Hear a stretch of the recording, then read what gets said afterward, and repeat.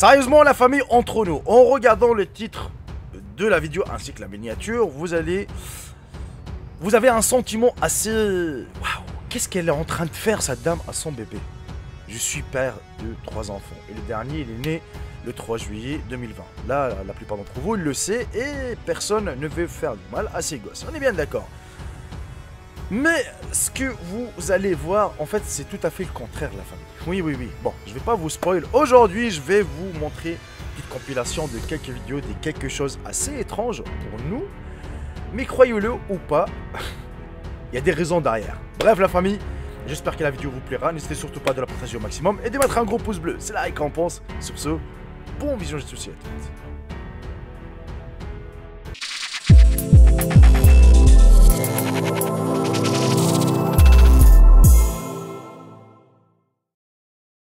Vous avez probablement déjà vu la vidéo. Une jeune femme tient un bébé au bord d'une piscine, puis sans hésitation, elle le jette dans la piscine. Après quelques instants, le bébé flotte à la surface et flotte sur le dos pendant un moment. Puis l'instructrice le soulève de la piscine.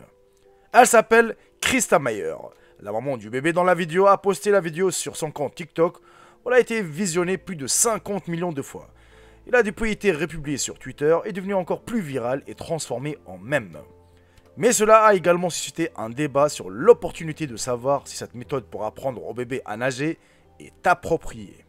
La légende des Krista pour la vidéo est Oliver m'émerveille chaque semaine.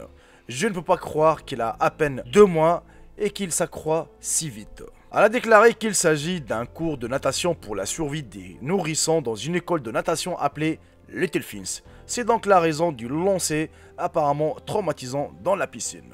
Il faut savoir que la maman du bébé a reçu des intenses réactions et critiques, y compris des menaces de mort, pour avoir soumis son bébé à une classe que certains considèrent comme traumatisante, dangereuse et contre-productive.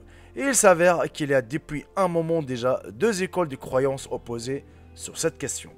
Certains disent qu'il n'y a aucune preuve pour soutenir l'idée qu'un programme comme celui-ci provient réellement de la noyade, et d'autres soutiennent qu'il peut même être traumatisant pour le jeune cerveau. Mais d'autres affirment que des classes comme celle-ci peuvent et ont effectivement sauvé des vies.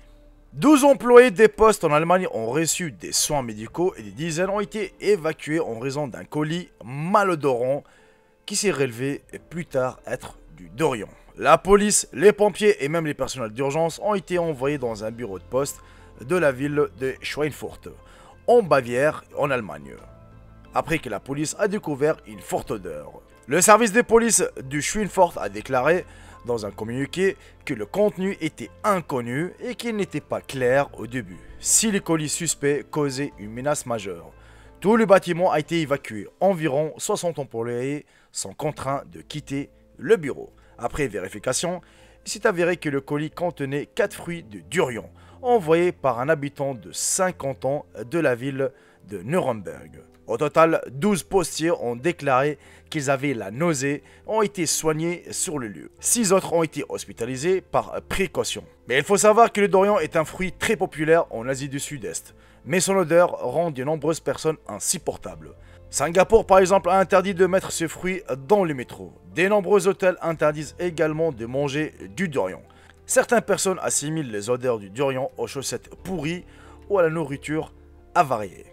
Un nageur a été filmé en train de manipuler un requin au large de Cap l'Open State Park Beach dans le Delaware, mois de juin 2020. La vidéo partagée sur Facebook par Rachel Foster, originaire du Delaware, montre un homme agrippant le requin et essayant de le décrocher après qu'il était capturé. La vidéo a généré plus de 200 000 vues combinées sur Facebook et TikTok.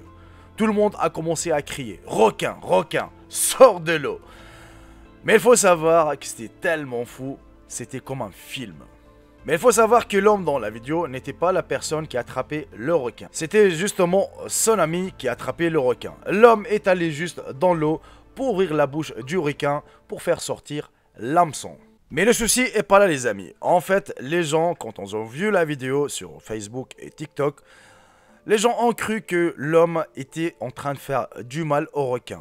Alors que c'était le contraire. Il était en train de le sauver et l'aider à enlever l'hameçon de sa bouche. C'était vraiment un geste héroïque de sa part. Un chef de l'exploitation minière à petite échelle en Tanzanie vient de frapper le filon mer après que son opération ait trouvé 2 gros morceaux de tanzanite, une pierre précieuse ultra rare qui lui a valu un énorme paiement de 3,3 millions de dollars américains. Et il s'appelle Saninyu Laser, âgé de 52 ans, a acquis les 2 pierres le mois de juin 2020 et les a vendues au gouvernement lors d'un événement à Manyara, dans le nord de la Tanzanie.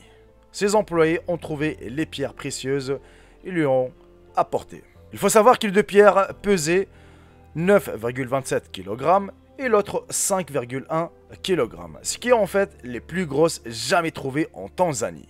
Le record précédent était une pierre précieuse de 3,38 kg. Il faut savoir que l'homme dirige une exploitation minière de plus de 200 personnes, ainsi qu'une grande entreprise d'élevage des bétails, et qui n'était pas présent lorsque les gemmes ont été trouvées. Il a des experts en logistique, des ingénieurs, des géologues qui l'aident dans la planification des opérations. Il ne va pas lui-même à la fosse pour creuser.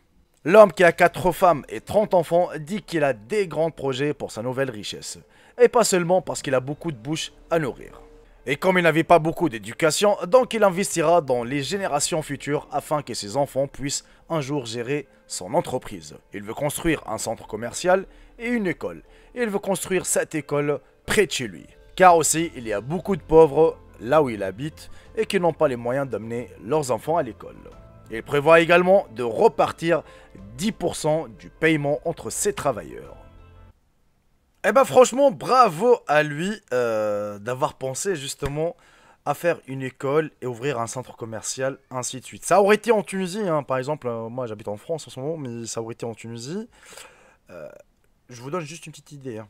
Chez nous en Tunisie, je sais pas si c'est dans tout le Maghreb ou un peu partout dans le monde. Là-bas, si tu trouves par exemple un trésor des Roumains ou un trésor, par exemple, je sais pas moi, une petite statue ou quelque chose comme ça, tu te fais attraper par la police, c'est mort pour toi. C'est mort pour toi. Non, non, non, ils vont te les confisquer, garde à vue, prison, enfin bref et tout. Alors que dans d'autres pays, si tu trouves un trésor, ainsi de suite, tu serais fier de ça. Il y a même l'État qui va te racheter ça, ils vont te donner de l'argent pour racheter ces trésors. Je trouve ça magnifique, parce que c'est toi qui as creusé, c'est toi qui as trouvé ça.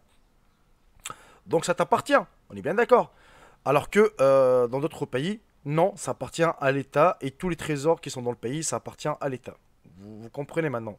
Bah, par exemple, la Tunisie. Voilà, tu trouves quelque chose, il faut que tu le donnes tout de suite à l'État. Sinon, tu es hors la loi.